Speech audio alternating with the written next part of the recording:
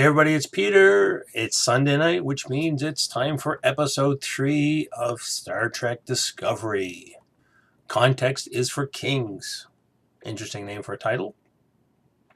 I think, again, like the Orville, episode 3 is winning me over. So tonight's episode is kind of interesting. We open up with Michael Burnham on a shuttle, and looks like it's a prisoner transfer of some sort, we're guessing. And they actually started off the episode with, previously, if you haven't watched, everybody else has been watching the pilot 50 million times. So if you haven't really seen the pilot all previously, we give you a quick thing of what happened. So we start off with Bing, 6 months. And she's just looking all somber, and she's actually wearing a gold jumpsuit because he's Starfleet. And you see she's in a shuttlecraft with 3 other people, and they're in gray. So we're assuming they're civilian convicts of some sort. I'm surprised actually, 200 years in the future, and we still have, people in jail, that kind of thing. I mean, we did in Voyager, Tom Paris was a prisoner, but he just had a bracelet on and he was just like raking leaves. But these guys sounded like they were digging dilithium or something for the war effort. So everybody's put to good use. They're zipping along in a shuttle, minding their own business, when some kind of anomaly happens that's messing up the ship. Some kind of space microbes that like electricity, and somehow is like kind of like Minox, but microscopic Minox in space. So the pilot has to put the shuttle on autopilot, go outside, and start scrubbing off the bugs. And somehow the pilot gets lost, untethered, and like, whoa! During that time, too, one of the prisoners looks over at Michael and goes like, "Who's the Starfleet?" "Oh, don't you know? That's Michael Burnham. That's the mutineer." And then the other one pipes up and says, "Yeah, one of my people was like on one of the ships that you destroyed. It's 8,000 people." And of course, Michael has to go like, "No, it was 8,275 or whatever the number was." So then they lost the shuttle pilot because of an accident outside, and then, "Oh no, we're doomed. Who's going to do it?" And they're all shackled into the seat, so they can't get up to manually try to fly the ship because the autopilot just disengaged. Boom, tractor beam, and they're sucked on board to the Discovery. So we get a nice shot just before the opening credits of, it pulls back, shuttle's pulled in, and then we pull up to the ship, and you like swing around to the front, and it's like, the Discovery. Yay, it's the Discovery, finally. 3 episodes in, we finally get to see the ship. Woohoo. Roll credits. I don't think I mentioned anything on the previous one too, but I like the theme and I don't like the theme, and it's going like bing, bing. Oh, it sounds like, TOS Star Trek. Nope, we're changing the thing. And then one time I heard it too when they were rolling the end credits, because they were running again the 2 episodes before this one again. And it's like, dun dun dun dun dun dun dun dun dun dun dun dun. So wait a minute, that's like J.J. Abrams' Star Trek, from '09. But they still sneak in, dun dun dun dun dun dun. So it's Star Trek because we've got the Alexander Courage music.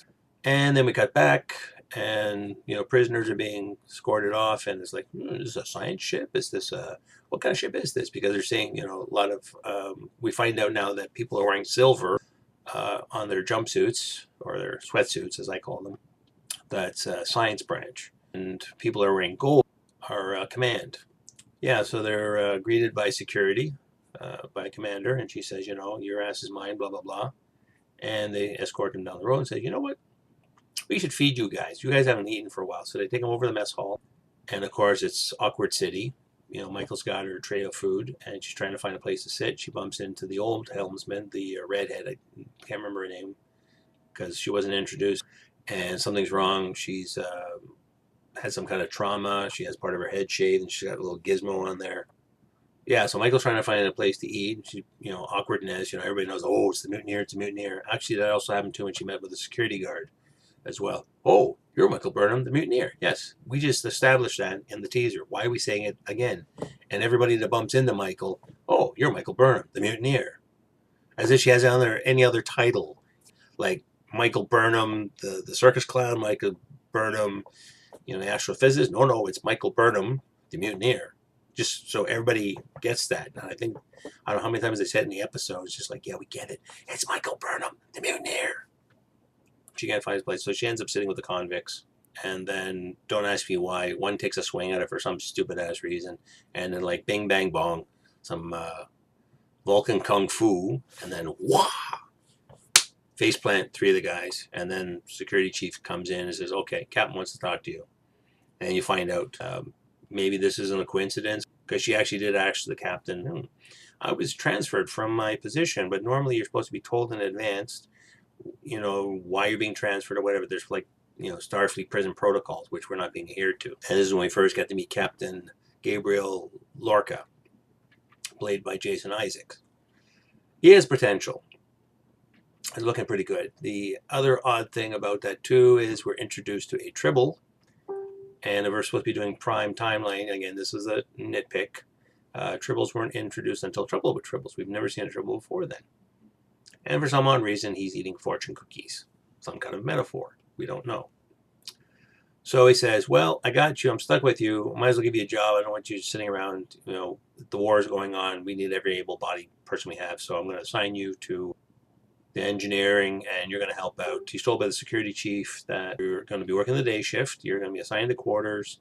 And at 0800, somebody's going to come by and escort you. When she is picked up, she's met by Saru, who is now the first officer of the ship. Bit of an awkward talking back and forth, because last time he saw her, the ship blew up and all this stuff was going on. It was one of these awkward moments of you're sorry? Yeah. And the other thing that I didn't like about Michael for the whole episode until almost the end of the show, she was so morose the whole time. Like when you see her in the pilot, she's sort of like, oh yes, she's sort of a little bit serious, a little bit Vulcan, a couple times hot-headed. This whole time she's just like, yes, I'm sorry about that. She's trying to do the Vulcan thing more, maybe because she's feeling bad about all this. She's put to work. We really don't know what the Discovery's about. Is it a science ship? Is there something secret going on? There's a new term of black alert as opposed to yellow and red alert, and something weird happens. The other kind of thing that kind of threw me in the second act was they had to go investigate another ship. There was a problem. They're also doing the same experiments as what the Discovery is doing, and something went wrong, so they got to send a warp shuttle to go check things out. And when they get on the ship, as I'm watching this, it's like, okay, is this Star Trek, or are we watching Doom?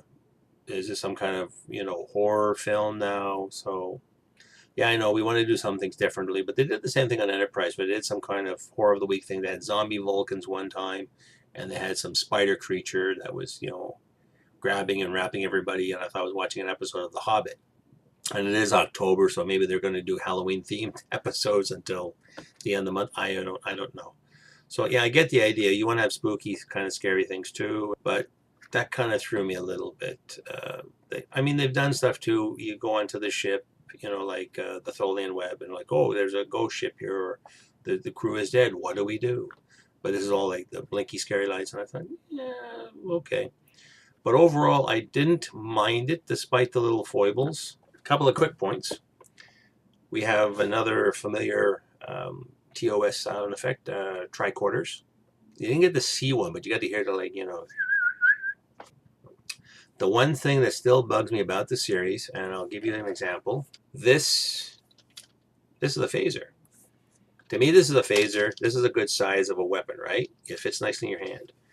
I don't like that they're taking the J.J. Abrams size phasers, which are like 3 times the size of this, and they made the other phasers, which was supposed to be a cross between the episode of The Cage where they got the laser pistols and from where No Man's Gone Before, and they took that sort of 3 outlet frontage, and they basically mounted that on the phaser, and you see that in the opening credits. And it's supposed to be a mishmash because, this is how the phaser developed from the Christopher Pike laser pistols of the original pilot, and you end up with this, but we change the nose a bit, that kind of thing, and this is eventually what's going to turn it. I just don't like it. It's so huge, and to me it's like using weapons before I'm ex-military. To me, like, why does something have to be that big? You figure it's going to be a handheld weapon. You want something that size, and I can see if you want some heavy firepower, then you use a phaser rifle. So I don't know why you got to make them so big. That's just my only gripe right now with the series. But the episode overall was pretty good. We're actually left at the end with what is Captain Gabriel Lorca all up about. He sounds cool. He wants to help out Michael, but is something else going on? Oh yes, Easter egg as well as the tricorder sound. In one of the scenes when Lorca is showing Michael what's going on and what plans he actually has, and they do this little thing about traveling. I'll give you this much. There's a scene where she's like zipping around the galaxy to show what's happening with this stuff they're experimenting on. We're kind of let in on this. I don't want to spoil it too much, but there was a really cool for like half a second.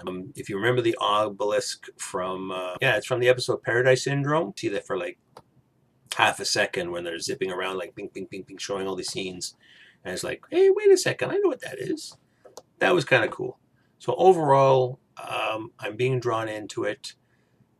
The acting is still kind of stilted. I know everybody's going on about how wonderful Martin Green is as an actress, and watch her in Walking Dead, but this too, like, she was just so flat. I mean, I know she's supposed to be summoning her Vulcanness. Oh yeah, the other thing is too, everybody's so bloody snippy in this universe. Oh, it's you, the mutineer. Brr. You would, and the way other people are reacting with each other. And there was another scene too where they had to go figure out what happened with the other ship, and Captain Lorca tells one of the engineer heads, so yeah, you got to assemble a landing party team and or a boarding party team, sorry, and pick some people, and I think you should take Michael with you. And he's just like, what? And what's with these shows in Chain of Command? And he actually has to say to him, mister, this is not a democracy. This is a ship. I tell you what to do. And I'm like, what? When you watch all the other variations of Star Trek, even everybody gets snippy and they don't agree what the commands are and what the orders are. There's none of this.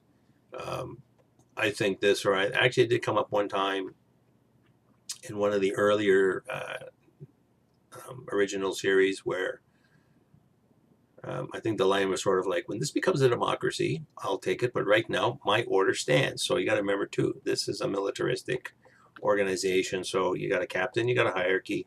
Captain says this, you don't go, well, gee, I don't like what you said, sir. No, you do what the captain says. So I was kind of surprised at that. At the end of the episode, you learn a little bit more backstory about Michael.